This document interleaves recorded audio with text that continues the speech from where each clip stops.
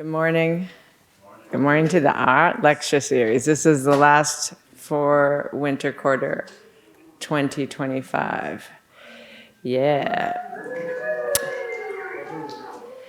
We are thrilled to have Jonathan Neufeld here with us today. And I just want to, I'm getting a little bit of reverb. I really want to thank the media people, Raoul Berman and Moema Ullman, and today's media intern, Aiden, and all the people that help record and archive this for us. We have a great library because of their collaboration with us, so just want to thank them, and just the college for supporting this. And today we are going to have Bodhi Zik come up to introduce Jonathan.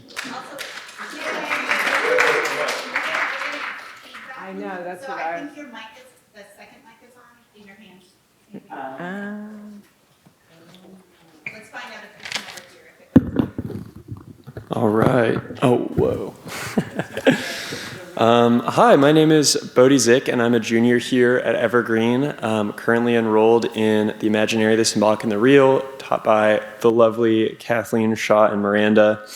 I have the great honor today of introducing Dr. Jonathan Neufeld, the professor and current chair of the Department of Philosophy at the College of Charleston in South Carolina.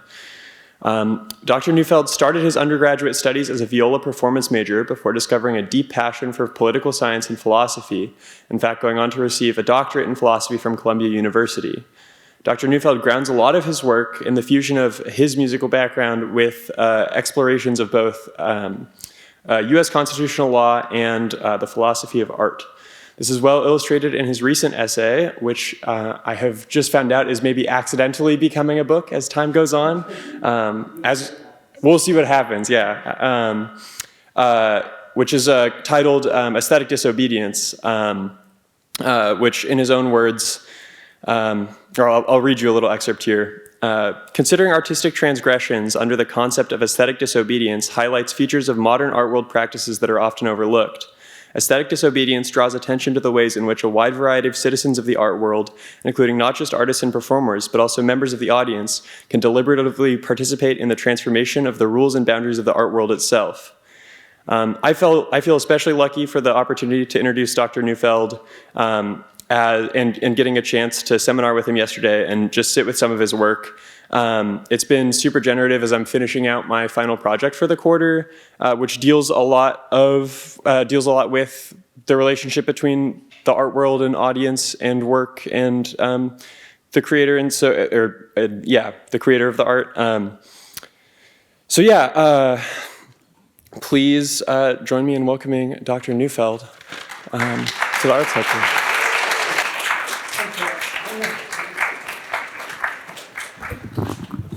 Hello. Thanks so much for having me, and thanks for the invitation, and thanks for the Bodhi for the good introduction. I had such a nice time yesterday in the seminar, exploring things that I don't know deeply. Some stuff on Melville that I've been thinking about for a while, and it's so fantastic to have such a generative, interesting, generous, thoughtful group to discuss things with. So thanks very much for the invitation and just the generous interactions. So quickly about this talk. So I wrote an article published an article a while back called Aesthetic Disobedience, which is about artistic transgressions in the art world. I'll say a little bit about that. And originally it was sort of muddled together with artistic transgressions that contribute, that aim at political change. And I was encouraged to separate these two things by a good friend of mine named Brian Socek. And so I did, and this is the second piece of that original glob of writing that I had. And this has now become a sort of glob of writing that I think might need to be separated into a couple more things.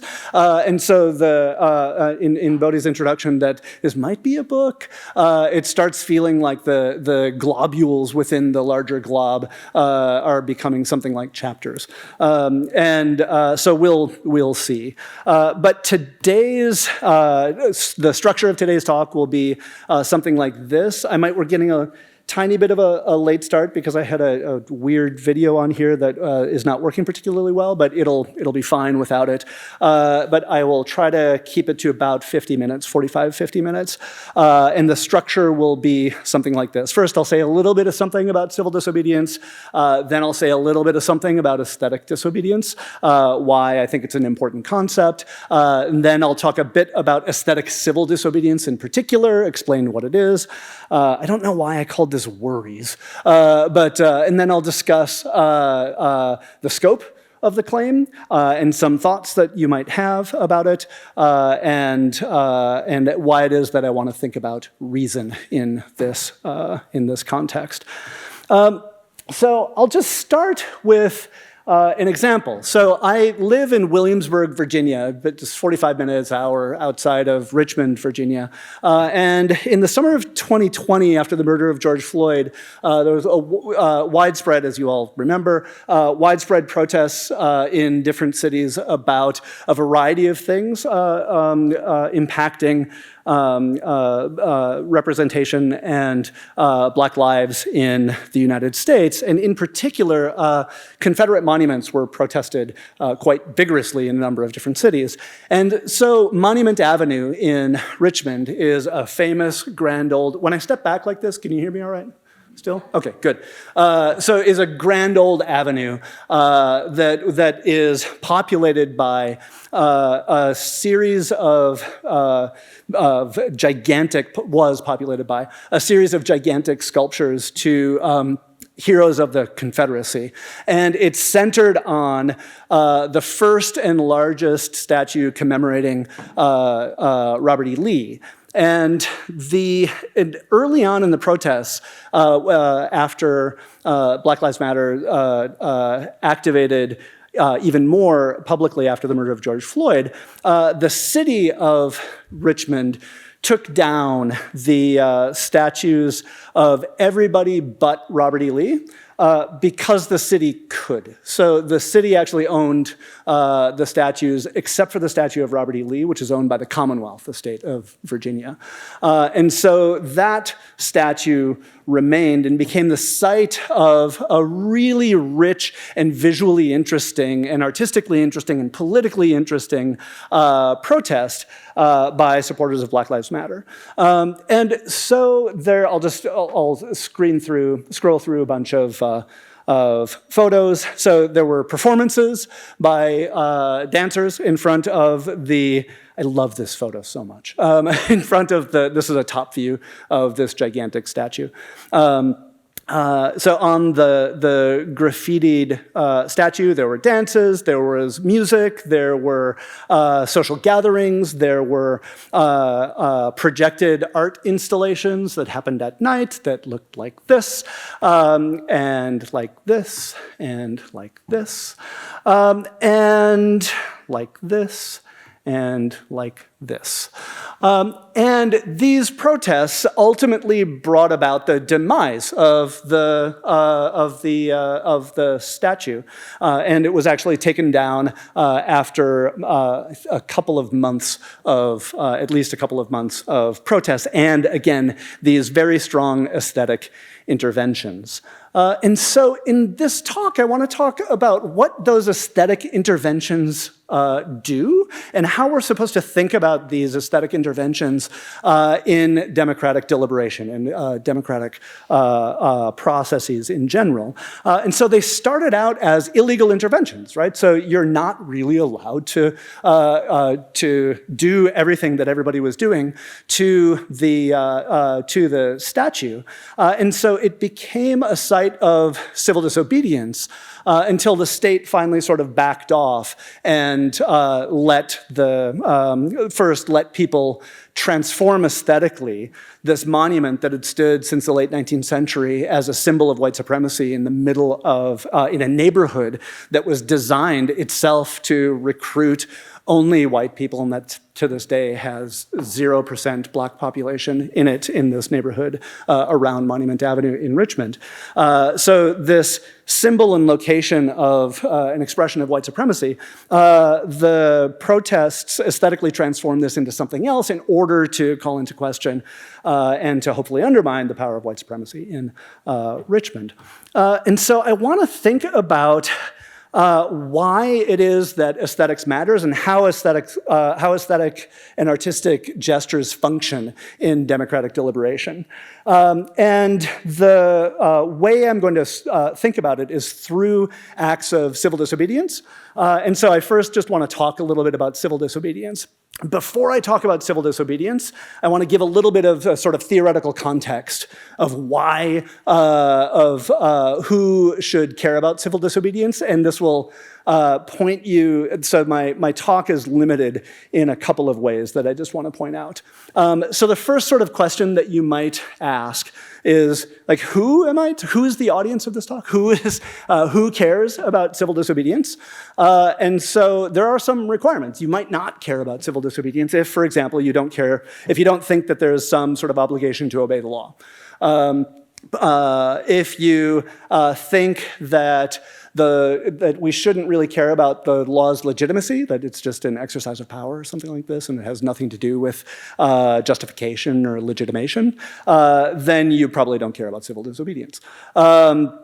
People who think and so I'm talking mostly to people who think that public deliberation is central to the legitimacy in law. And so I'm primarily focusing on, I say deliberative-ish here, deliberative Democrats and deliberative-ish Democrats. And so some people like political liberals like John Rawls, or deliberative Democrats like Jürgen Habermas or Tommy Shelby or Fabian Peter will be on board with the idea of civil disobedience and its function in civil society. And some sort of radical Democrats, so non-liberal but radical Democrats, are also on board with this. So Iris Marion Young, or Robin Salakatis, or Linda Zerilli, for example, will be on board with civil disobedience because of this sort of deliberative core of the ethos of civil disobedience. We'll get into this more in a second. And you might change the tone of that first question, who cares about civil disobedience, and say, who cares about civil disobedience? And so again, if you don't think there's an obligation to obey the law, then I'm probably not talking to you. And it's funny, when that has more salience maybe in a recent political context than it did, I don't know, let's say 5 months ago. But if you don't care about the law's legitimacy, then you might not care about civil disobedience.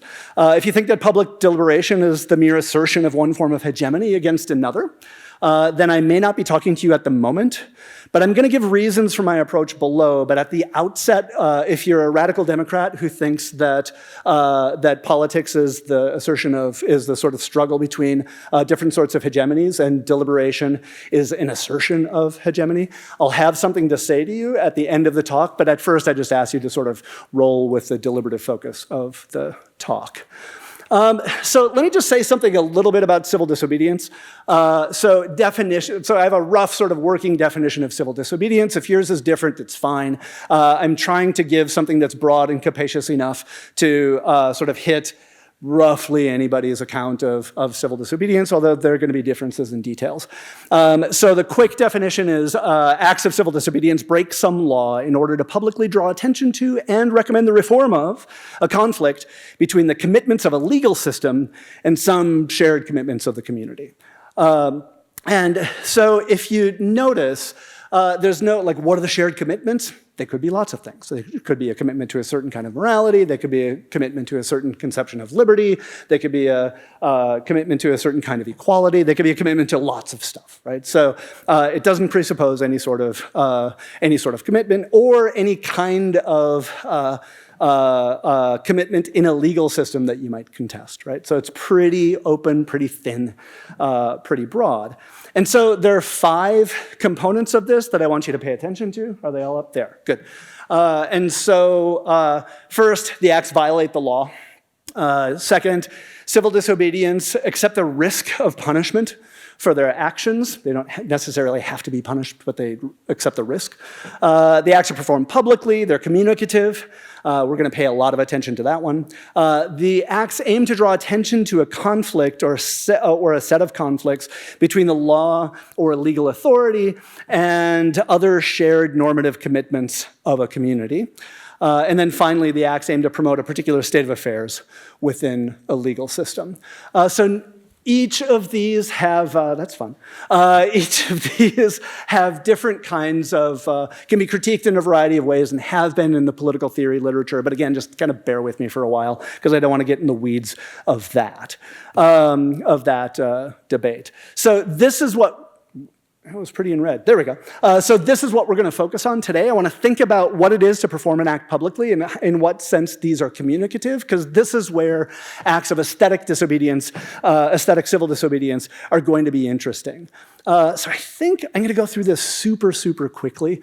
So aesthetic disobedience is, I started thinking about aesthetic disobedience because lots of people talk about artistic revolution, and in descriptions of artistic movements and artistic moments, revolutionary talk has almost become a kind of cliche in even by the end of the 20th century, but definitely in the 21st century. And so this talk came about and had real political punch in the early 20th century when it was connected to political revolutions in a relatively robust and direct way. And then it becomes sort of thinned out and t-shirt sloganish by the end of the 20th century and into the 21st century. And I thought that it was valuable to think about the sorts of interventions that don't revolutionize a system, but that aim at a particular, like civil disobedience, that aim at a particular norm and disrupt it in a particular way, break it in a particular way in order to draw attention to other norms that we might want to promote, in order to promote a change within some historical set of normative practices. So there's a handy parallel in the art world about art world reform, I think, to civil disobedience, and that's what I call aesthetic disobedience. So the aim here is to transform the art world, and so just like change relevant things from the law and politics in civil disobedience to the art world, and voila, you have aesthetic disobedience.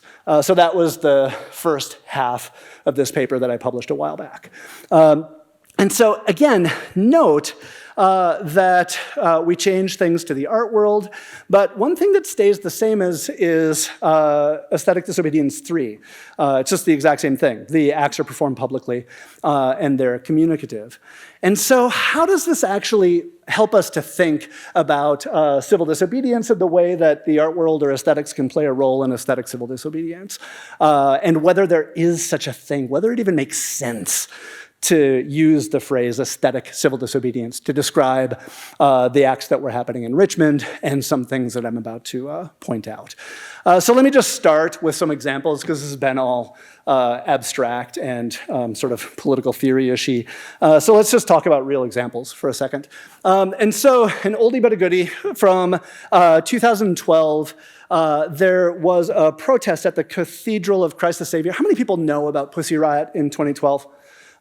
Okay, lots of you. Good. So I'll go through it relatively quickly. So Pussy Riot is a feminist punk collective in Russia, and they staged a protest in the big Orthodox Cathedral of Christ the Savior in 2012 because the church had a very, very close connection to Putin, and Putin's crackdown on all things gender, but all things gendered, was facilitated by the church and was becoming ever more draconian in 2012 and has gotten even worse since then. And so they were protesting this, and the way they protested it was to go into the church and to stand in a part of the church where only the church officials are allowed to be, and they did a punk prayer.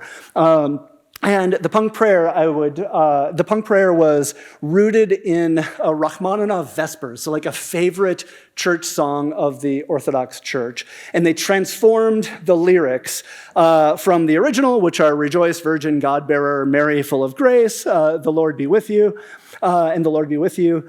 Blessed are you amongst women, and blessed is the fruit of your womb, for you have a home, born the Savior of our souls."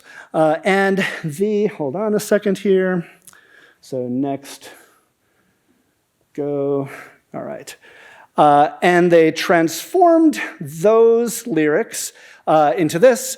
So same song, and they changed it into a rocking, hard, shrieking punk song. Even though they started out with the Rachmaninoff Vespers, they changed it into a Pussy Riot punk anthem that says, "Virgin birth giver of God, drive away Putin. Drive away Putin, drive away Putin.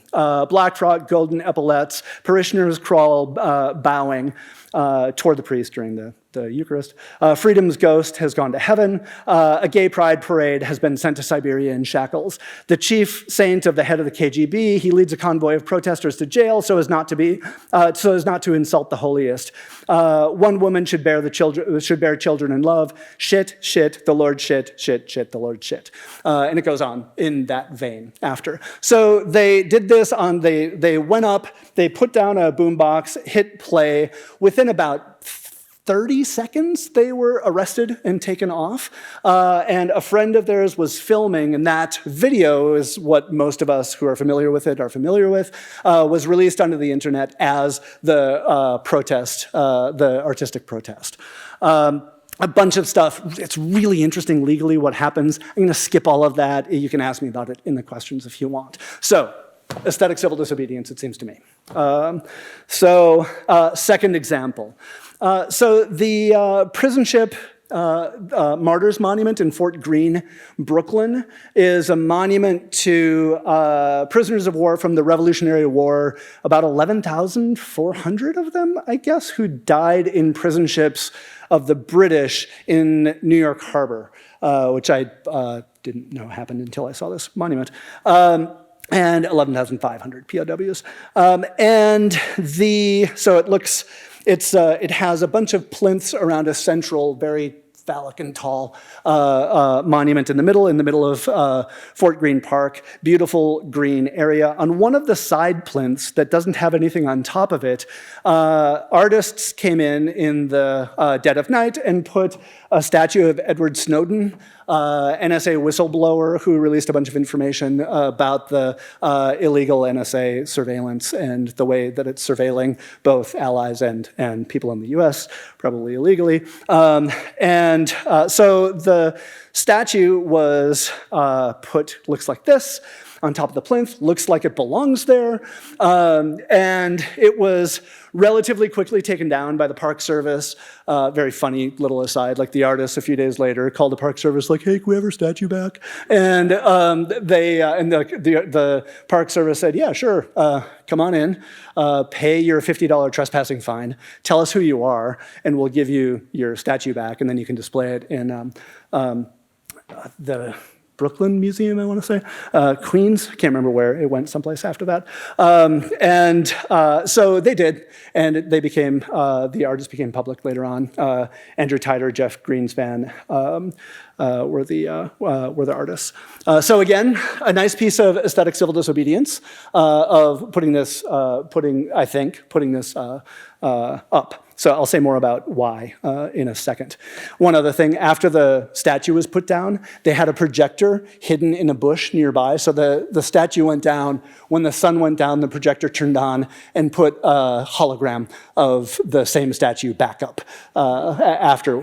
Awesome. Anyway, so it's a really nice, it's a nice protest. The protests that I talked about at the beginning were sort of capstone to a long history of protests on Monument Avenue, which is funny. Like when you read about Monument Avenue, you just hear about the grand old beauty of the avenue in Richmond, and it's so lovely. And it's been the site of protests since forever. So back in 2011, somebody bolted a bunch of, so here's what Monument Avenue used to look like and no longer does, bolted a bunch of these to the statues. And so these are, so each of them has a name of someone from the Black Liberation Movement throughout the history of Virginia and North Carolina. And so here is just one example. This is Gabriel, who led a revolt in 1800. Really, really complicated, well-planned, incredibly potent revolt that was actually thwarted by a horrible thunderstorm. So it's a really fascinating history, tragic, awful history. But planned a revolt, was caught the day of the revolt, day after the revolt, because a storm prevented the revolt from happening as well as it might have, and was hanged with a couple dozen other protesters rebels in Virginia and in Richmond. So this is one example. So these were just plain pieces of wood that you could buy at a store. They're bolted on to, so hand-painted, stenciled, I guess. And each of them had just a little bit of history on homemade cloth and like felt tip pen written history. So the history says, blacksmith, slave, educated man, Gabriel sought liberty and an end to slavery with a large-scale rebellion in the city of Richmond during the summer of 1800. His plot was exposed, and he was hanged along with 24 other slaves. So there were about 4 of these put up and bolted to the gates. And this was done secretly. And the city came and said, well, we have to take these off, right? And they, in order to take them off, they had to destroy them because they were bolted on so well. And the Park Service said, that's not really our job. It's the garbage collector's job. And the garbage collector's like, we're not going to do it. And it became more and more public and made this nice little tangle in the city's bureaucracy about who is going to be the person to return Monument Avenue to its white supremacy, like it's the purity of its white supremacy, right? And nobody wanted to do it. Eventually it was taken down, and nobody could tell me when I called the city who actually did it. So why do I care? What makes these cases of aesthetic disobedience? So first, you might think that the aesthetic is just sort of an additive to a political act, right? So something making a political act more emphatic, more distinctive, more pretty, more memorable. But otherwise, so what Iris Marion Young calls the affirmative use of rhetoric. So you're going to say what you're going to say anyway, but you just amplify it with something pretty, right? And maybe it's just, or maybe it's just a kind of branding of a political act to facilitate recognition of the act, right? So so I'll just leave it at that for now. So maybe it's that. So again, if it's actually political protest, so you might think of branding. Red hats at a Trump rally is a kind of branding, right? So maybe it's like that. It helps you to recognize what it is, and then something that adds emphasis. Again, you are there to protest some particular injustice, and you just hold up a well-calligraphied sign or a Comic Sans sign mocking it, whatever. Something that has a certain emphasis. But so Pussy Riot calls their protest a political protest in artistic form. And so the aesthetic and artistic structure of the act, I want to say, is internal to the message of the act. So I don't think it's right to say that it's simply added to the act as an emphasizer or as a brander of the act. So if there are such things as acts of aesthetic civil disobedience, then I think that the aesthetics or the aesthetic form of the act has to be internal to the message of the act. That's the claim that I want to make. And I think that this is actually the case, and I'll show you why in a second.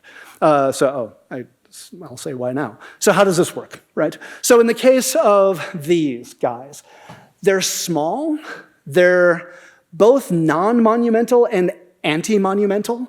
They're attached to these huge, grand monuments that you can see from blocks and blocks away that are all about reaching for the sky, that are all about dominating the space around them, that have just that old-fashioned, monumental guy on a horse sort of attitude about public space and public monuments. These are exactly not that.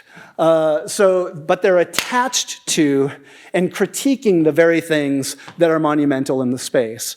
They look like an untrained artist's work, or what might be provocatively, interestingly called outsider art here, because totally not outsiders, but outsiders to a certain sort of normative structure in Richmond, and certainly outsiders to the political structure of Richmond, especially back in the day. And it was their point to become insider art. And so the artistic form and aesthetic form of these works is part of the point of their protest, right? And I think it's even easier to see in the case of Pussy Riot, who are critiquing gender, to have 3 women dressed in very, very bright and colorful dresses in a space that's meant for either black or white clergy clothes, where only men are supposed to be talking to everybody in the church, singing a punk feminist prayer, right? So again, that it's a feminist, punk, colorful, embodied punk prayer, all of those bits of the form of the work are part of the protest itself. Again, back to the question, what makes these cases of aesthetic civil disobedience? Why do I want to lean on that aesthetic? Each act draws significantly from elements of art worlds and art world's histories. It draws on art forms, it draws on modes and media of presentation, it draws on genres, it draws on concepts like site specificity, performativity, embodiment. All of these things that are woven into the culture of artistic creativity are part of these protests, and you can't really understand the impact of the protest without taking those things into consideration. They're part of the form of the protest. So what does that do to my lovely list? Reminding you what civil disobedience looks like. So these are the 5 sort of central characteristics of my rough definition of civil disobedience. So this changes, if we put in aesthetic civil disobedience, this changes the 3rd central characteristic and just adds, oh, and by the way, the acts are performed publicly, they're communicative, and the act's aesthetic structure is integral to their public communicative function. So this is the new rough definition of aesthetic civil disobedience. So great. Relatively clear so far? All right, good. What's the scope of the claim I'm making? So I've been bouncing back and forth rather carelessly between the aesthetic and the artistic at the moment. So I said a second ago, the artistic aesthetic form, with that slash saying that maybe they're the same, of the act is internally connected to the act's public function. And the examples so far are all artworks or closely related to art forms. And not only artworks have aesthetic structure. And so, which is it? Can a non-artwork act of civil disobedience be an act of aesthetic civil disobedience? Do I really mean aesthetic, or do I mean artistic? So I mentioned yesterday in seminar that an early objection to aesthetic disobedience was really, I mean artistic. And I don't really mean aesthetic, because it looks like the artistic form that's doing the work, and aesthetic is much broader than I'm giving it credit for here. And I want to say, so here's an example of non-art. So there's an adapt protest of the Capitol crawl in 1990 when the when the ADA was being debated in Congress. And a bunch of differently mobiled people went to the Capitol in order to show the value of opening up public spaces to people with disabilities, to show that differently mobiled people needed access to public spaces. And so they wheeled or were driven or got there however they normally got there, and then the massively inaccessible stairs of the legislature awaited them, and they crawled up the stairs as far as they could, and then blocked the stairs with their bodies in a variety of forms in order to show the importance of the bill that was being debated. Similar thing happened with healthcare, actually, back in 19 or so, when the ACA was being debated. So another protest happened inside the halls. There was a Greyhound protest by them in St. Louis where similar things happened. And so part of the, 2017, I forgot I had a slide. And so the question is, okay, does this count as a kind of aesthetic disobedience? It looks like the positioning of bodies and the performance and site specificity of the stairs of the Capitol make a difference to the protest. These look like they're sort of formal characteristics of the act. They're not dancers. But they look kind of like dancers. It looks a bit like contemporary choreography sometimes look. Contemporary choreography was actually inspired by ADAPT later on, so it had downstream consequences in the art world. And so would this count for me as an act of aesthetic disobedience? And so I'm being fussy like an analytic philosopher here, like, ooh, here's a counterexample, are you worried about it?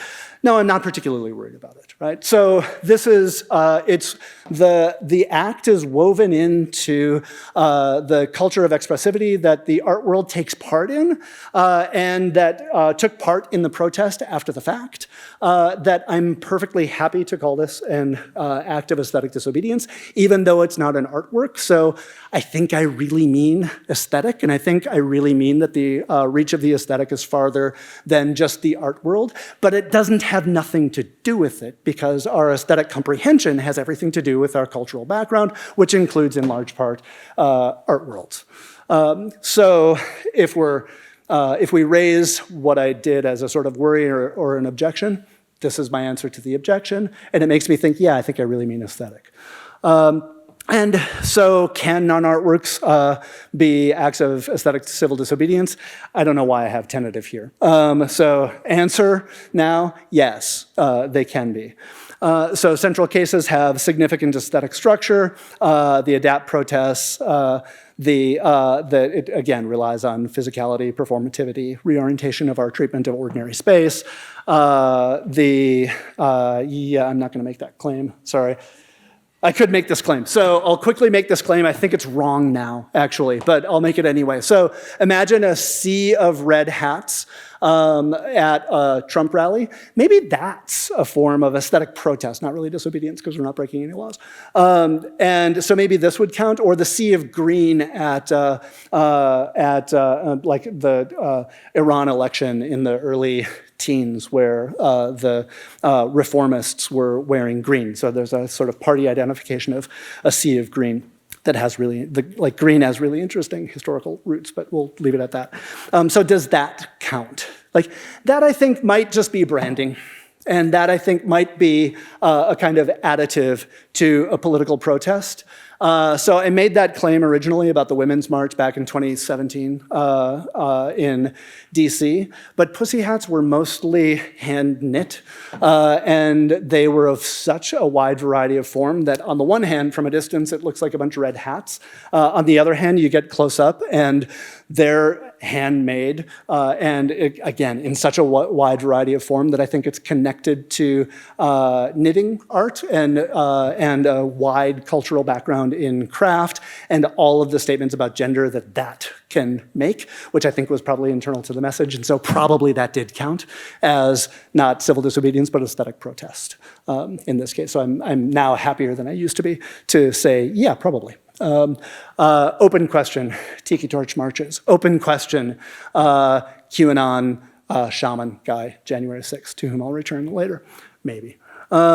So another objection about scope is like, well, look, doesn't every object or act do this in some way? Isn't everything aesthetic? And my less tentative answer that you can see from what I just said is no, and I'm going to skip this slide because I've already given it away. I don't think every act does this. Sure, every act can be aesthetic, where you can take an aesthetic stance toward this microphone or toward this water that I'm not going to taste and drink, or to the design of the can. You can take on an aesthetic attitude toward nearly everything, but the aesthetic in the way that I'm using it here is woven into history in a way that makes the thinner version of the aesthetic that I just mentioned something else. It's valuable to make a distinction between the thin version of the aesthetic, which I'm perfectly happy to use in lots of contexts, with the thicker, more historically freighted version of the aesthetic that I'm using in this essay. I actually think that that's a more historically prevalent form of aesthetic, the richer one that I'm using, but that's a separate historical argument about the use of the word. So not every object or act's aesthetic properties is internally related to an act of civil disobedience's public function. Even if you can aesthetically critique it, like that's not the point. The aesthetic is not part of the point of the protest. Often it is incidental, often it is merely branding, often it is just an amplification. And so I'm going to, again, so I really mean aesthetic. But in this richer sense that I just mentioned. And so you might think, okay, yeah, but you're talking to deliberative Democrats, and deliberative Democrats like Rawls and Habermas are all about public reason. And when we start thinking about communication and reason, it looks like this is to communicate in public is to offer something up to others for deliberation. It presupposes, expresses, and asserts a right to be recognized. There's an expectation that actors should be sensitive to the responses of others. So there's a lot of a democratic ethos that's sort of built in to the third characteristics, to the publicity requirement, we'll call it, to the publicity requirement. And because the reasoners, so Habermas says that the public sphere is a place where people use their reason alone. The public sphere is a medium of reason, he says. When people spin this out in Habermas's wake, and when Rawls spins this out in Political Liberalism, when Amy Gutmann talks about what a reason is, often it's just discursively structured. I give you a reason in a sentence about what I want. Here's a thing, here's a need that I have, and I need this need to be satisfied in the following sorts of ways. Your policy is going to do harm to me in the following 6 ways. And so it's sort of discursive, clear, and these are the sorts of reasons that are seen to be exchanged in the public sphere by Habermas, Rawls, Gutmann, Thompson, and these sorts of deliberativists. So, Neufeld, are you worried about this emphasis on reason? Yeah, a little bit. So how is it that the aesthetic works in a public context? So you might think that what we need to, really? Okay. So you might think, I'm gonna back up and just go here. So to see that, right, so is it really the case that I wanna use the word reason? Maybe there's an alternate world, and if I want to be a small d Democrat, maybe I just don't want to be a deliberative Democrat, where we're talking about reason all the time. Maybe we want to be a more radical Democrat, like someone like Jacques Rancière or Chantal Mouffe. And so for Rancière, who thinks about the aesthetic in a much richer and deeper way, and it's in a rich and a deep way. In a rich and a deep way that is woven into the political fabric of the presuppositions that we have as we approach each other, as we enter into public discourse to begin with. Rancière says that maybe, look, all artifacts sort of redistribution of the sensible, of the presuppositions that we have as we approach deliberation. And so here's a nice quote from Rancière about what he takes to be the redistribution or partition of the sensible, where an aesthetic act, I'll just paraphrase, so an aesthetic act shifts the ground on which you stand and changes the assumptions that you have so that the entire shape of deliberation changes. So it's not as though you're reasoning within a particular structure. You're changing the structure so everything within it looks different afterward, sounds different afterward. I worry that this is too strong. So I'm sympathetic with the goal that Rancière has, but I think it's insufficiently discriminating among artistic acts, among aesthetic acts. I just don't think it's the case that all aesthetic acts are transformative in this revolutionary way. And I think that Rancière's theory entails that they can be or are revolutionary rather than local and targeted in the way that I think best describes lots of our art practices. Chantal Mouffe limits the claim a little bit more. She's also a radical Democrat. She and Rancière are quite compatible on this. So she says, look, critical art, maybe not all art, makes agonistic interventions into public space, influenced by Arendt here. And she says this: there are always other possibilities that have been repressed and can be reactivated. The articulatory practices through which a certain order is established and the meaning of social institutions is fixed are hegemonic practices.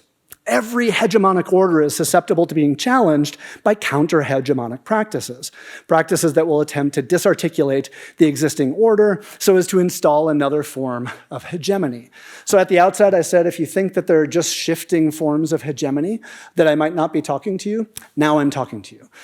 This is Mouffe's account, which is more focused because she's talking about critical art, and she thinks there's a difference between critical art and non-critical art. So cool. My worry about Rancière, which is he's far too broad in what he considers to be a sort of revolutionary shift, is solved by Mouffe by focusing on critical art and not every aesthetic intervention in a space. So I think this is better for that reason, but I still worry about this. I don't actually have that. All right, so I still worry about this, but you can't read it. I still worry about this because it gives up on the notion of legitimacy.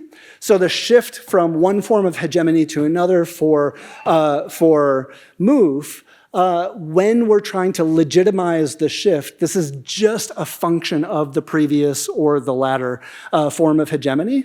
So legitimacy that's so central to the deliberative Democrats falls away. It's just who's going to win this contest is what matters in the shift from hegemony.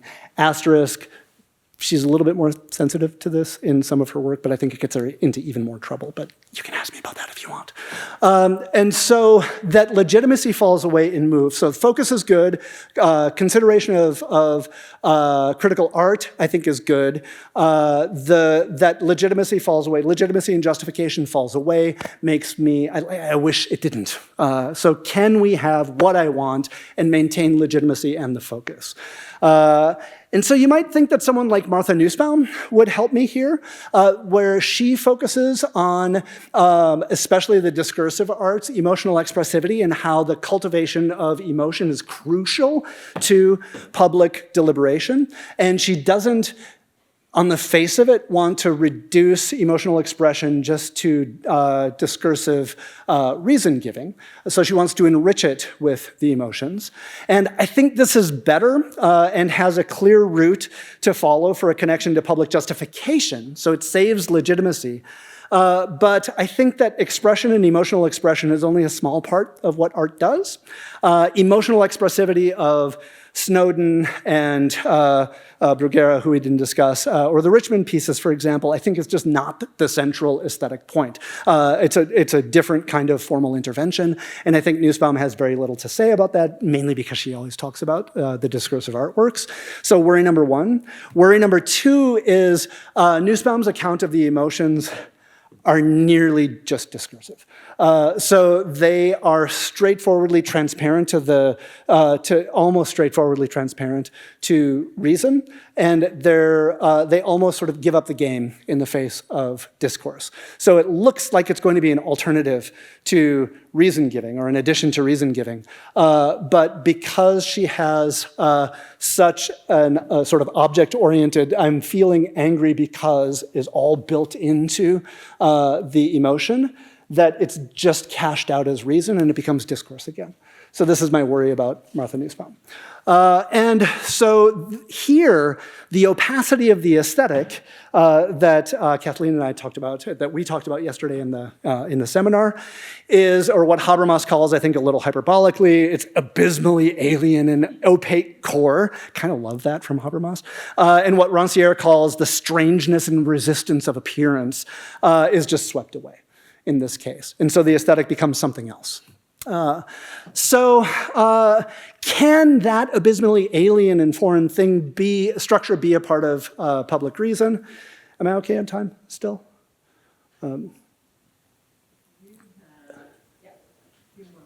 Okay, a few more. Should we say 4? Okay, all right. So can this aesthetic artistic structure be a part of public reason? It seems to me that it can, but there are at least 2 ways of thinking about this contribution. And here I'm going to get a little mushy. Well, I'll get mushy after this. I'll be sharp at first. So the first weaker claim, I don't mean weaker in the sense of worst, I mean just easier to make, is that the aesthetic structure legitimately serves public deliberation, even if it isn't of itself part of public deliberation. And so I totally endorse this. I think this happens all the time. And so it might catalyze deliberation. It might break through deliberative inertia. And so people who talk about who talk about regular old civil disobedience justify, like sometimes people, like the soup throwers onto paintings, right? Like people aren't talking about the environment in the right sort of way. And so they throw a bunch of soup onto a Monet, right? Onto the glass in front of a Monet. And everybody's like, what the hell does this have to do with Monet? Like, why soup? Why tomato soup? Like, does the material matter?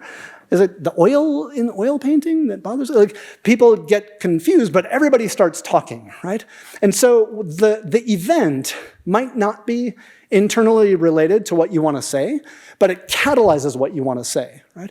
So maybe art works like that sometimes. So Pussy Riot does Pussy Riot's thing, and it makes people think about LGBTQ rights in contexts like the Soviet Union, in Russia. Never mind, there was a joke there, but or in other places. It makes you think about them, but it itself isn't a reason or standing as a reason. And so I think this happens all the time. And I think that the clearest role where this happens is when a protest sort of establishes recognition of someone as a political actor. And so an artwork and an art form can do a bunch of work as establishing, it's like, oh, I didn't know this sort of agency was even possible. And I just see someone, and then I start listening to their reason. So reasoning is downstream from that original event. So I'll just say that I think, and so Iris Marion Young, for example, often seems to support views like this.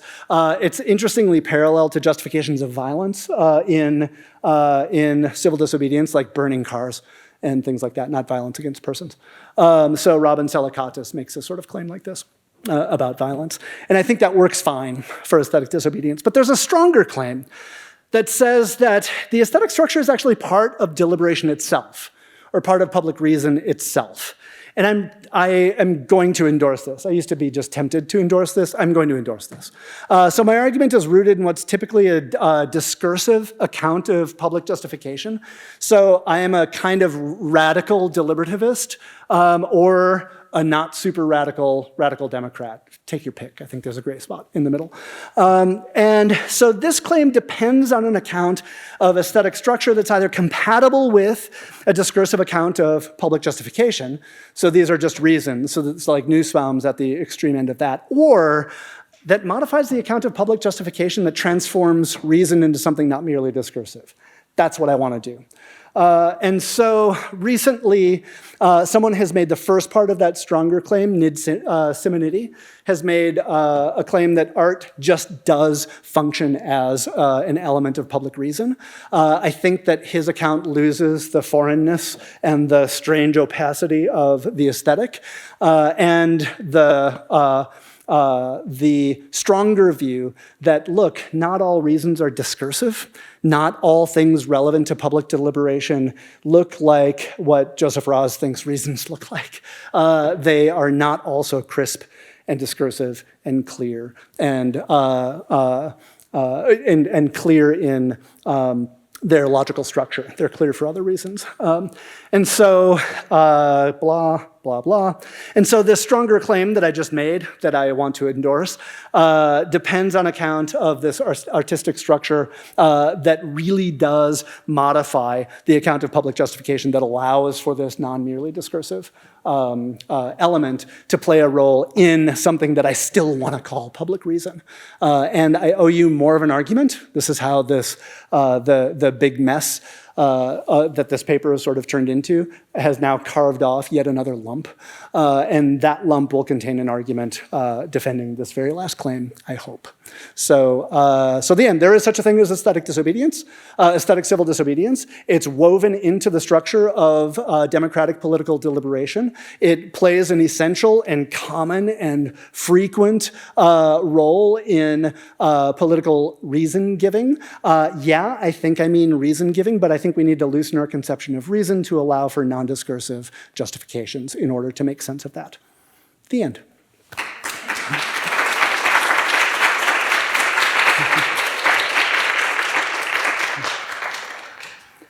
How will question, do you want to manage questions?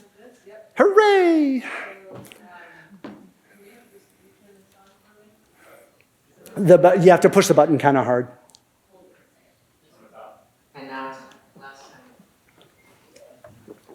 So anyone who's online can put a question in the Q&A and I'll read it, and then we'll also just take questions and comments from people here.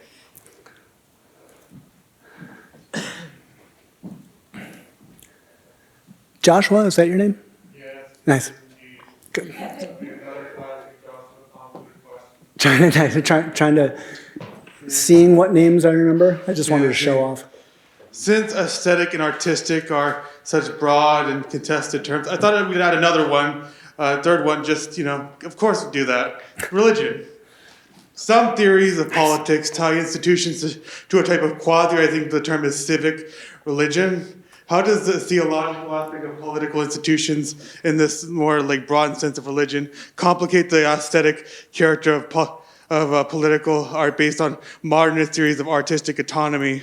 Would a lionization of political art in an explicit sense be an endorsement of a pre- or post-modern artistic notions versus modernist ones? Should we see these as aesthetics, or perhaps also in a certain sense religious acts given a widened definition of religion? For example, just a very specific example, would Nietzsche's Satzbog Zarathustra be just a work of literature critiquing the politics of his time, or more understood as a new type of gospel in a certain sense? So I know that's probably a very loaded and complicated question. Sure, yeah, but it's good. So I think I'm going to. Sidney Morgenbesser, philosopher at Columbia, died a long time ago, used to show up to a talk and write down on a yellow legal pad 1 through 7. Because he would always have 7 objections to whatever he had. And so I was just about to say, no, so I have a 3-part answer to your question. And I'm like, do I really? I don't know. I'm just going to Morgan Besser it and make 3. But super interesting question. So I'll start in the middle. So it's a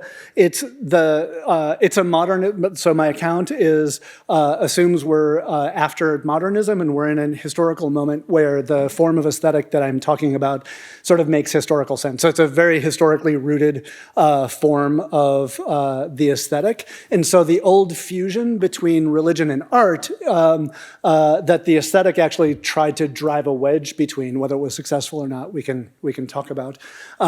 My talk comes after that. And so the historical conceptual point is I'm totally historically rooted in the 21st century. Really, I'm totally historically rooted in like post-1791, but that's a third critique thing. 1791, 94, 91, whatever. So that's a middle answer. How does thinking about religious public reasons or something like this, or the religious effects on culture in a variety of ways, affect or complicate the way we might think about aesthetic civil disobedience? And so I'll tell a quick anecdote and point to Habermas. So Habermas talks about religious public reasons and thinks that at the core of religion is the same sort of mysterious, impenetrable weirdness for non-religious people, and even for people of faith, that there's something at the core of it that isn't happily compatible with reason. And Rawls says, right, that's why that stuff shouldn't count as public reasons, because you never get to that. And so if that's part of your reason, we're in serious trouble. But Habermas wants to say that that opaque core can do, again, sort of interesting downstream moral and political work. And so we should be careful to think about what sorts of work those sort of religious opacities do. This is not answering the Nietzsche part of your question at all, or maybe even the first part. But Habermas actually draws a direct parallel between the opacity of the aesthetic and the opacity of the religious. That is, I think, wrong, but interesting. And you can see why he does it, I think, in this essay on religious public reasons. So this is a sort of broad, like ham-handed way of saying, I've thought about the connection between the two in just this way because of this stuff that Habermas and some other folks have said about religious public reasons. And I think that there's a mistake about the opacity, about drawing a parallel between the opacity of the religious and the aesthetic. The aesthetic invites a kind of unfolding and interpretation. The opacity of the aesthetic invites the audience to explore why the opaque remains opaque, and tries to sort of interpretively, it calls for criticism, it calls for reflection, in a way that I think the opacity of the religious does not, which calls for, I think, submission, either epistemic submission, I have faith, or authoritative submission throughout history. And part of what was interesting about those two things coming apart in the 16th, 17th, 18th centuries, philosopher, not a historian,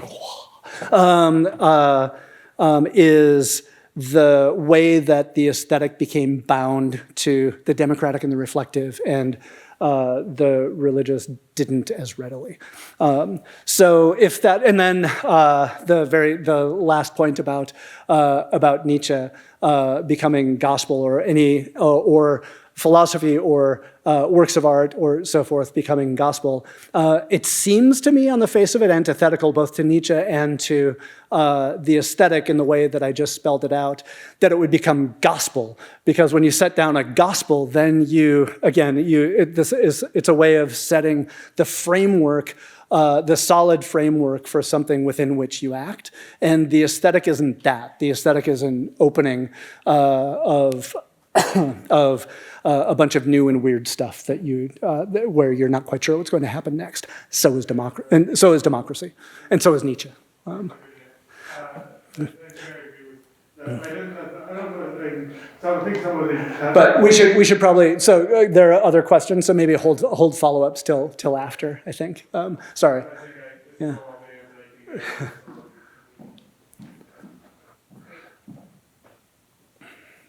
It was a three-part answer. Look at that. Huh. All right. Was it because I said it was going to be, or because it was? So, considering your background in music, I was wondering if you had any thoughts on music in terms of aesthetic civil disobedience, because your talk overall focused on visual and physical. Yeah. Yep. Aesthetic protest aesthetic protest, there's another chunk of this lump of stuff that distinguishes protest from civil disobedience. And there are a bunch of interesting ways that music can play in a bunch of different roles that music can play in both of those things. Protest is easier, right? So music has played a part in protest for a super, super long time. Music, like violating, I'll stick to civil disobedience. Violating a noise ordinance, for example, in Charleston. I used to have a student who was in a noise band who also booked parties a lot, booked bands for parties, and all of the parties in Charleston are in these very close together houses down by the college. And so the current chair of my department, as I'm on leave, Larry Krasnoff, who lived amongst these things, like was just complaining about noise all the time. So there's an interesting relationship between actual philosophers and actual musicians in Charleston. And so I think there are ways that music can play a variety of roles. It can play roles through lyrics. It can play roles by breaking the law with noise in order to draw attention to itself, but it's a certain kind of noise. And so so for example, you blasting a certain kind of music down King Street in Charleston might give you, like some kind of music might give you a ticket, and other kinds of music might not give you a ticket. And you might actually deliberately play protest music. You might deliberately play really, really loud hip hop with big, loud, like how hip hop should be played in a car, with super loud subwoofers that are making your car rattle in rhythmic, noisy, interesting ways. You'll get a ticket for that, but you won't get a ticket for equally loud other sorts of music. So I can see this being, I haven't seen it, but I could see that being used as an act of aesthetic civil disobedience where the form of the way hip hop is played and sounds in actual spaces is part of the message of the thing. Like I'm getting a ticket not because it's loud, which is why you gave me the ticket, but because it sounds like something you don't like. And it sounds like something you don't like because it's woven into a history that you don't like and an agency that you don't like. And hip hop has been used like this. Different musics have been used like this in various places in order to draw that distinction. So that's like an improvised response. Do you want something more general than that, or was that okay? No, that was a really good answer. Thank you. Okay, thanks.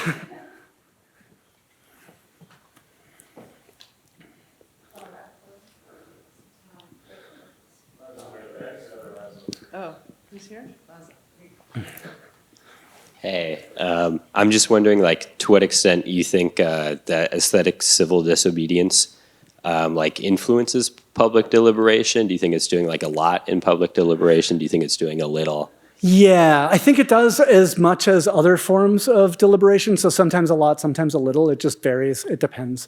And so I always, like, I'll with effectiveness in particular, it so depends on where it's happening, how it's happening. So in the case of Richmond, it did a lot. It was extremely locally effective. In the case, there were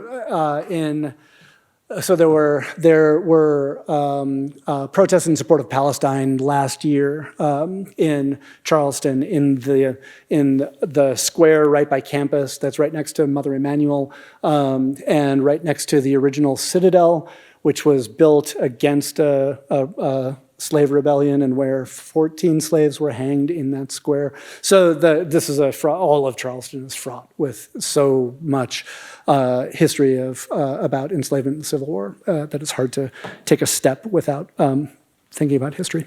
And the Palestinian protest here happened here, and the weaving together of music in particular was really, really interesting in these protests. So there was like Arabic tabla was being played along with a blues trombone, and someone brought a bass, which it's hard to run away with a bass if you. It was a really, really interesting mix of music, color, artworks that spilled over into sort of impromptu galleries and actual galleries downtown as well. Downstream effects. not huge, in part because and I'm not sure why. Downstream effects were not have not really been huge in that, it's not clear to me why. One other, yeah, I'll leave it at that. So depends. Don't know why it's effective in some cases and not others. But we shouldn't let the non-effectiveness of it or like the laudatoriness of the goal distract us from its being aesthetic civil disobedience. Like there could be really crappy aesthetic civil disobedience. So I think maybe. Sorry. That guy got arrested for continuing to play cello when he was told, he was playing Bach, right? When he was told to stop when he was part of a climate protest in front of Citibank in New York, which seems interestingly ridiculous. Borderline case, because I don't think playing Bach is internal to the message that he had, and this was more of a messaging thing. Are they really going to arrest a cellist? That was a awesome case, but we'll skip that for now. So like that guy, we'll go back to here. I think so it's a troubling case, darn it. So it's a troubling case, that guy. So he's drawing on a horrifying history of this kind of costuming. Has its roots at least back in the 19th century, in early versions of the KKK, actually, in the way that the particular mode of manly cosplay is the role that the ironic, not ironic, play with the costumes work. Often I'll think about effectiveness and I'll think, oh, well, maybe it's not a work of, or maybe aesthetic disobedience doesn't do that much work because of the aestheticness, but then there are lots of cases where it does, but it's just important to separate that from the concept. Ditto with, I've given a bunch of happy examples. There are way less happy examples, but where I think aesthetic disobedience will ultimately do some work is if I'm right that part of the aesthetic is to open up critical reflection. If the goal of that is to close down critical reflection and to impose violence and to stop further democratic deliberation, then it starts to look like something else and not aesthetic disobedience. But I'm open to there being things that aims that we might not all embrace, and there might even be like almost anti-democratic aims that you might engage in, but if it's too anti-democratic, it's antithetical to the openness of the aesthetic, and I think that would be that might not actually count as a case of aesthetic civil disobedience. So I answered your question, and then I just said something that I wanted to say in the talk. So thank you for this opportunity.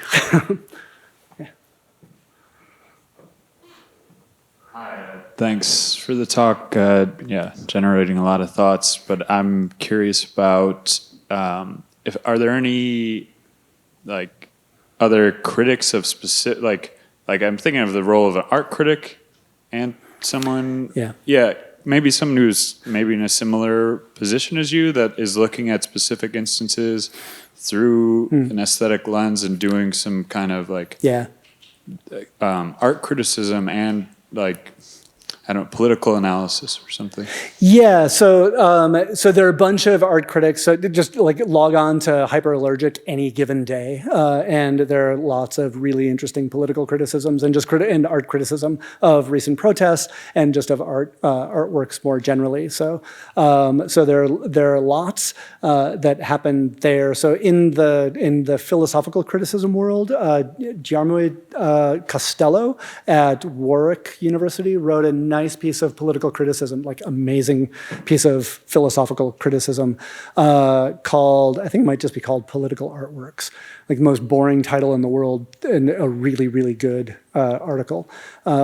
So Costello talks about politics and artwork in a really, really smart and interesting way and engages in criticism both of protest and of reenactments of protest and a documentary in that essay. So I think he does super interesting works. And then there are tons of literary critics just kind of do this all the time, and philosophers do it much less frequently efficiently because we're too busy setting out necessary and sufficient conditions and central characteristics of civil disobedience. So yeah. So I'm curious on how your theory accommodates things like chop/chaz.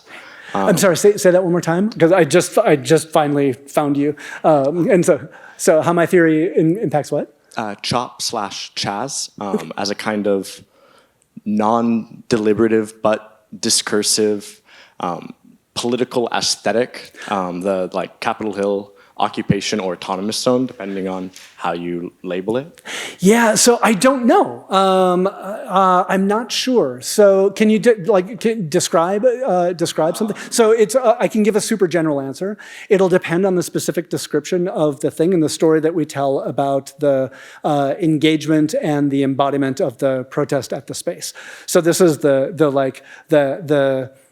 what I worry is a hand-wavy response to specific questions, but then I think about it and I'm like, no, I really mean that. So can you tell me a story where you think it might fit, or give me a description? I was thinking about the park that was like part of the block that was occupied, and how various graffiti and like temporary art or like community farming as a kind of embodied message of a different way of living. Yep. Just those are the things that I was thinking. Like, it's not necessarily deliberative, but it's not like anti-democratic either. Yeah. So I think it fits into deliberation nicely, because to make sense of like, you encounter this space that's been transformed into something else, and you start asking why it was transformed into this. In particular, I'll give another example that's a closely parallel example, because I can point to a law case about it, where when Occupy occupied the central square in New Haven, Connecticut. They were there for 2 months, 3 months, for a long time. Started doing some farming. There were almost permanent tent structures in the park. The city wanted to sweep them away. They sued, and the city, when they were arguing the case, said, look, I mean, oh sure, they're protesting, but is this form of protest essential to the protest itself, to the message itself? I mean, if I'm looking at it, what are they protesting? Are they advocating for campers, for more outdoor time? Said the city's lawyer. And the judge who decided the case pointed to aesthetics, because he had a clerk who was an esthetician, who was a colleague of mine, which is why. And so the aesthetics person said, we don't encounter any object in the world historylessly like this. And so you say, well, are they protesting camping? And everybody will tell you. First, they'll say, have you been in a cave for the last 3 months? And second, you ask, and it gets it gets worked out in the sort of interpersonal criticism that gets done in the face of an aesthetic object that's doing a bunch of things. And if it's partly, you're not quite clear, is the gardening connected to the graffiti? Is the occupation itself connected to older communal agrarian practices that we're trying to reawaken? It's no, not quite, sort of, not quite. And so that sort of promise of critical discharge is just part of the history of the object, that it sometimes wears on its face and sometimes doesn't. And when it doesn't mean that it's not deliberative. It just means that it's at an undeveloped stage of deliberation at the moment that might get worked out in the future or something like this.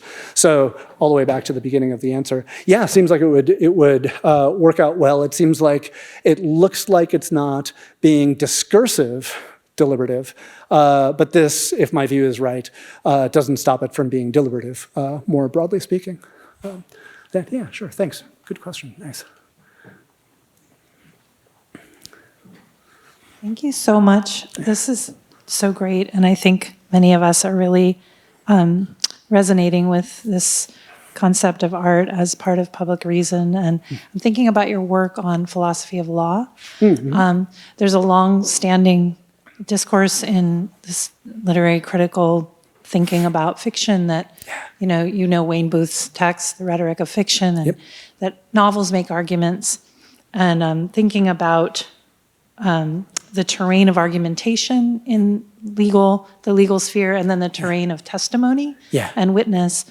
Novels like Life in the Iron Mills by Rebecca Harding Davis, or Guernica, works that you've been giving us beautiful examples of kind of social practice, intervention.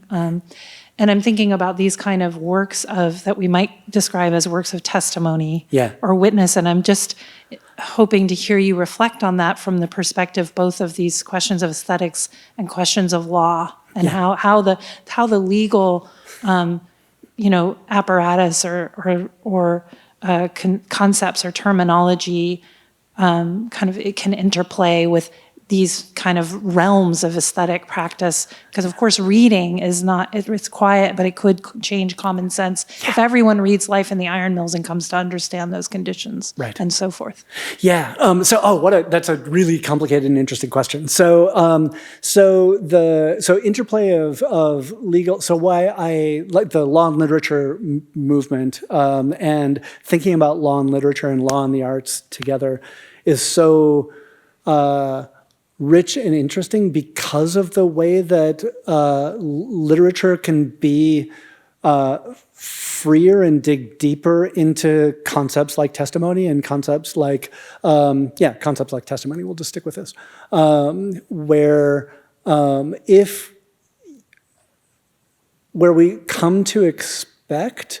So where legal testimony has a really constrained character and a sort of importantly forced character, like evidence has a very, evidence is very, very particularly constrained in court, where it's less so in literature, and it's transformatively less so in literature in a way that feeds back into the law and makes lawyers rethink what testimony can mean, and they sort of reshape testimony from within.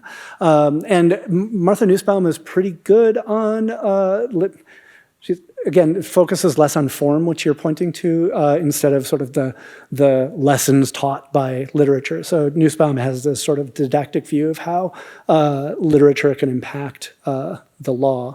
And there's a really interesting way where paying attention to the form of the utterance, paying attention to the form of the artwork, paying attention to what testimony looks like in a particular context, and how the shape of words shape how we think about testimony and what we hear, that often is taken just to be transparent in law, where it's not, and it never is. We just sort of take certain norms for granted in law, or we point to precedent, or we cut and paste precedent. Often precedent just gets unreflectively included, as though everybody knows that it stands in for a way of doing something, and often it just doesn't. And that sort of cut and paste precedent of how I approach a certain form, like you can't read like that and understand literature, and you can a little bit more in law read in a unreflective, cut and pasty precedent sort of way. And so the attention to form that's demanded of novels like this opens up the way we think about important legal concepts.